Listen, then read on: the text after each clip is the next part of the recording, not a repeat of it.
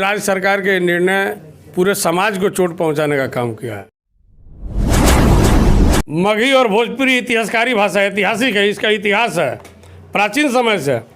इसको आप नष्ट नहीं कर सकते, इनको नष्ट करने वाले स्वयं नष्ट हो जाएंगे। अब उनके माथा में दूध के जगह गोबर का शरबत चल गया तो हम क्या कर सकते हैं। आदिवासी राज्य और आदिवासी की बात क्यों करते हैं। 3.5 करोड़ की आबादी है, 3.5 करोड़ में आप जाति को बांटिएगा, धर्म को बांटिएगा, संस्कृति को बांटिएगा, भाषा को बांटिएगा। आसाम को तोड़ के 8 राज्य बना दिया गया, तो झारखंड को तोड़ के 2 राज्य नहीं बनाया जा सकता। बिल्कुल। नमस्कार, मैं महक मिश्रा स्वागत करती हूँ आप सभी का फ्रंटलाइन झारखंड न्यूज़ पे। अभी हमारे साथ मौजूद है कैलाश यादव। देखा जाए एक तरफ भाषा को लेकर विवाद चल रहा है, वहीं दूसरी ओर भाषा को लेकर कैलाश यादव जी के द्वारा समर्थन किया जा रहा है। तो आइए हम बात करते हैं क्या कुछ कहना है इनका, और भोजपुरी का समर्थन कर रहे हैं, क्या कुछ कहेंगे इस बारे में। कहना क्या, जो सरकार का जो निर्णय है, जो सरकार ने बोकारो धनबाद से मगही भोजपुरी को हटा दिया, उसके हम लोग खिलाफ में जो है गोलबंदी होने का काम कर रहे हैं। चूँकि राज्य सरकार के निर्णय पूरे समाज को चोट पहुंचाने का काम किया है, जिस कारण से हम लोग जो है कि सारे समाज में काफ़ी धक्का लगा है। चूँकि अब सामाजिक अस्मिता का भी मामला आ गया है, सामाजिक सम्मान का, प्रतिष्ठा का बात आ गया है। चूँकि लोग यहाँ पर सैकड़ों साल से रह रहे हैं और भोजपुरी और मगही इतिहासकारी भाषा है, इसका एक अलग महत्व है। इसको देश ही नहीं, प्रदेश ही नहीं, अंतर्राष्ट्रीय स्तर पर भी बोला जाता है। उसको आप सिरे से खारिज कर दे रहे हैं, ऐसे खारिज कर दे रहे जैसे लगता है कि हम लोग कहीं से बोरोड होकर आए हैं, हम लोग इस राज्य में जो है कि हम लोग का कोई योगदान नहीं है। और ऐसा लगता है कि हम लोग गिरते पर याद कीजिए, जब राज्य का बंटवारा हुआ था तो उस समय झारखंड की आबादी कितनी थी, और जब झारखंड की उस समय आबादी थी 2 से 2.25 करोड़ के आसपास में, तो उस समय कौन कितने लोग थे, झारखंड के लोग कितने थे, बिहार के कितने थे। अभी सब कहने का समय आ गया है क्या, हम ये सब कहना नहीं चाहते हैं। और आज की आबादी कितना है, और आज अगर आबादी बढ़ा है 1 से 1.25 करोड़ 1.5 करोड़, तो कौन लोग हैं। क्या बेवकूफ़ टाइप के ये लोग सवाल कर रहे हैं, राज्य में उत्पाद फैलाना चाह रहे हैं। कहाँ टिकिएगा, कहाँ टिकिएगा बताइए, स्थिति कहाँ रहेगा बताइए। तो ये जो सवाल कर रहे हैं केवल एक राजनीतिक स्टैंड है, अपनी खोई हुई जनाधार और राजनीतिक पार्टी को बढ़ाने का सब काम हो रहा है। लेकिन अफसोस है कि इसमें झारखंड मुक्ति मोर्चा के लोग शामिल हो गए, जो सरकार के जो संचालक हैं, जिस कारण से लोगों में जो है कि आक्रोश हो गया। और सरकार की चुप्पी, सरकार गूंग बनी हुई है, अंधी बनी हुई है, आंख में पट्टी लगाई हुई है, जिस कारण से जो है कि लोगों में तकलीफ है। इसका मतलब यह स्पष्ट मैसेज जा रहा है कि कहीं ना कहीं हम लोग जो है कि सरकार इसमें मिली हुई है और सरकार एक प्रायोजित कार्यक्रम करा रही है। अब मैं क्या बोलूँगा, अब तो सरकार में जो कई लोग तो विधायक बोल रहे हैं खुलकर, कई मंत्री बोल रहे हैं। कल चिंतन शिविर में कांग्रेस के एक मंत्री ने बोला, और मंत्री ने बोला, कई विधायक ने बोला, सरजू राय, आदरणीय सरजू राय जी ने बोला। तो ये सवाल जो है राज्य के लिए बन गया है, और राज्य हित में जो है कि ये निर्णय उचित नहीं है। इसको अविलंब निरस्त करे और पुनर्बहाल करे, नहीं तो राज्य जो है गलत रास्ते पर जा रही है। और गलत रास्ते पर जा रही है, इसमें अब जनता से लड़ने की स्थिति में हो गई है, आपसी भाईचारे बिगड़ने की स्थिति हो गई है। और ये तनाव कहीं ना कहीं जो है कि दूसरा रूप ले लेगा, तो ये पूरे भारत में एक इतिहास लिखा जाएगा झारखंड काले अक्षरों में, ऐसा मेरा मानना है। अगर सरकार आपकी बात नहीं मानती है तो आपकी आगे की योजना क्या रहेगी। इस स्पष्ट है कि जो आज काम के लिए हम लोग यहाँ बैठे हैं, प्रतिकार सभा की शुरुआत हम लोग कर दिए, जिसको विरोध सभा कहते हैं। हम लोग विरोध करना अगले इस रविवार 27 फरवरी से इस हरमू के आपको धर्म स्थल विद्यानगर से हम लोग इसकी शुरुआत करने जा रहे हैं। और ये हमारा जब तक सुनवाई नहीं होगा तब तक हमारा आंदोलन जारी रहेगा, और पूरे राज्य में जारी रहेगा। ऐसा नहीं है कि हम लोग केवल रांची में हैं, इसकी सिलसिला, इसका कारवा की शुरुआत हो चुकी है। शिक्षा मंत्री जगन्नाथ महतो का कहना है झारखंड आदिवासियों का है, यहाँ आदिवासियों की ही बात मानी जाएगी, क्या कहेंगे इस बारे में आप। देखिए, शिक्षा मंत्री को तो हम आक्रोश में ना जाने कितना असभ्य भाषा का प्रयोग किए हैं, लेकिन उनको समझ में नहीं आ रहा है। ये राज्य के शिक्षा मंत्री हैं, शिक्षा मंत्री को ऐसी बातें कहना, अब उनके माथा में दूध के जगह गोबर का शरबत चल गया तो हम क्या कर सकते हैं? उनका माथा भ्रष्ट हो गया है, हमेशा ना समझ वाली बात करते हैं। आदिवासी राज्य और आदिवासी की बात क्यों करते हैं? 3.5 करोड़ की आबादी है, 3.5 करोड़ में आप जाति को बांटिएगा, धर्म को बांटिएगा, संस्कृति को बांटिएगा, भाषा को बांटिएगा? कोई कानून और कोई संविधान आपको अलाउ करता है? आप एक संवैधानिक पद पर बैठे हुए हैं, आप मिनिस्टर हैं। मिनिस्टर का मतलब उनको पता होना चाहिए। ये ना भूले गठबंधन की सरकार है, ये ना बोले कि राज्य की 2/3 जनता उनके खिलाफ हो चुकी है।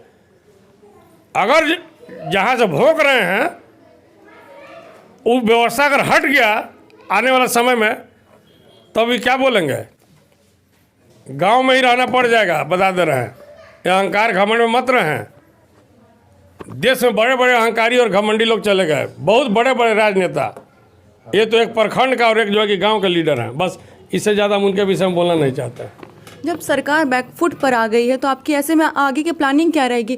कितनी आसानी से आपका ये जो आंदोलन है वो सफल हो पाएगा? अब तो समय बतावेगा। ये जनता का आंदोलन है, जन आंदोलन का मतलब होता है जनता का आंदोलन। अब ये बात जनता की आवाज़ हो गई है। कैलाश यादव एक माध्यम है, लेकिन ये आवाज़ जो है पूरे राज्य में जनता की हो गई है। अब इसको आप रोक सकते हैं तो रोक लीजिए, हमको इसमें कुछ नहीं करना है। होना रहा है जैसे कि आपके द्वारा कहा जा रहा है कि सरकार अगर आपकी बात नहीं मानती है तब आप एक अलग राज्य का मांग करेंगे, क्या कहेंगे इस बारे में? निश्चित तौर पर अगर हमको 1932 के लिए प्रेरित कीजिएगा, हमको धमकाइएगा कि आदिवासी राज्य बनाओ, 1932 लागू करो, तो तुम 1932 का मांग करोगे तो हम अपना एक अलग राज्य का मांग करेंगे, जहाँ एक सशक्त राज्य बन सके, जहाँ समाज का विकास की बात हो सके, समृद्ध विकास का बात हो सके, एक अच्छा राज्य बने जहाँ शिक्षा का, स्वास्थ्य का, रोजी रोजगार, कारोबार का व्यवस्था बन सके, वैसा राज्य का मांग करेंगे। इस देश में इतिहास है, अनेक राज्य बने हैं, एक और राज्य बनेगा, एक और राज्य बनेगा। आसाम को तोड़ के 8 राज्य बना दिया गया, तो झारखंड को तोड़ के 2 राज्य नहीं बनाया जा सकता? बिल्कुल बना। उत्तर प्रदेश को तोड़ के 2 राज्य बना दिया गया, बिहार को अलग करके बंगाल को तोड़ के अलग बनाया गया, उड़ीसा बना, झारखंड बना, बिहार बना, और बनेगा। जब जनता के आकांक्षाओं के खिलाफ में तानाशाही तो आप नहीं कर सकते हैं। चूँकि बहुसंख्यक आबादी है, करोड़ों में इसकी आबादी है, तो उसकी अनदेखी कैसे हो सकती है? भारत का संविधान, बाबा साहब अम्बेडकर का द्वारा बनाया हुआ संविधान का रक्षा जो सरकार नहीं कर सकती है, तो ये भारत के जो लोग हैं जिनकी देश की आज़ादी कराने में, ये राज्य को विकसित करने में जिसका पुरखों का योगदान रहा है, उसका सम्मान के लिए, अस्मिता बचाने के लिए अलग मगध प्रदेश का मांग की जाएगी, और ज़बरदस्त रूप में की जाएगी। अगर सरकार सतर्क नहीं होती है, स्थिर नहीं होती है, तो ये कहाँ तक सही है? देखा जाए तो बेरोजगार को लेकर लोग आंदोलन करते हैं, अपनी मांग को लेकर आंदोलन करते हैं, लेकिन हमारे राज्य में भाषा को लेकर आंदोलन किया जा रहा है, भाषा पर विवाद किया जा रहा है। मुखिया से पूछिए कि किस संविधान के तहत जो है कि किस व्यवस्था के तहत भाषा के विवाद को उत्पन्न किए हैं? क्यों नहीं मुख्यमंत्री जवाब दे रहे हैं? क्यों चुप है? देखा जाए तो झारखंड में से कई सारी भाषाएं बोली जाती है, लेकिन मगधी और भोजपुरी के खिलाफ ही ये विवाद क्यों हो रहा है? देखिए, उनको समझ नहीं है, या तो जानते हुए अनजान है। मगही और भोजपुरी इतिहासकारी भाषा है, ऐतिहासिक है, इसका इतिहास है प्राचीन समय से। इसको आप नष्ट नहीं कर सकते, इनको नष्ट करने वाले स्वयं नष्ट हो जाएंगे। एक लाइन में ही मेरा बोलना है भाषा के विषय में, उसको आप ख़त्म नहीं कर सकते हैं। इसको ख़त्म करने वाले को कई पीढ़ी तक जन्म लेना पड़ेगा, तभी ख़त्म, अनंत काल तक चलेगा। जब तक धरती आसमान है, जब तक सृष्टि है, तब तक इस भाषा का उदय है। इस भाषा को कोई दबा नहीं सकता। इसकी इतिहास पृष्ठभूमि है, महाभारत काल में है, रामायण में है। इसलिए जो लोग नहीं जानते हैं वही सब सवाल उठा रहे हैं। एक गांव से और लोगों के बीच में बैठ के कथा कहानी सुनाने से बात नहीं चलती है, बात नहीं बनती है। कोई भी चीज़ चलेगा नियम से, कानून से, व्यवस्था से ही आपका जो है कि निर्णय होगा। राज्य में आप मुख्यमंत्री जरूर हैं, राज्य में आप मंत्री जरूर हैं, लेकिन संविधान के तहत हैं। आपको उतना ही व्यवस्था दिया गया है जो समाज हित में होगा। जन विरोधी निर्णय लीजिएगा तो जनता स्वतः मालिक है, जनता सड़क पर आएगी, आपको उतारने की कोशिश करेगी। और हमारा कतई इच्छा नहीं है कि आपके खिलाफ में संदेश जो जा रहा है अच्छा नहीं जा रहा है। कौन ऐसा उनका सलाहकार एडवाइज़र है जो बता रहा है उनकी मस्तिष्क खराब हो गई है? उनको नहीं समझ में आ रहा है राज्य किस स्थिति में जा रहा है।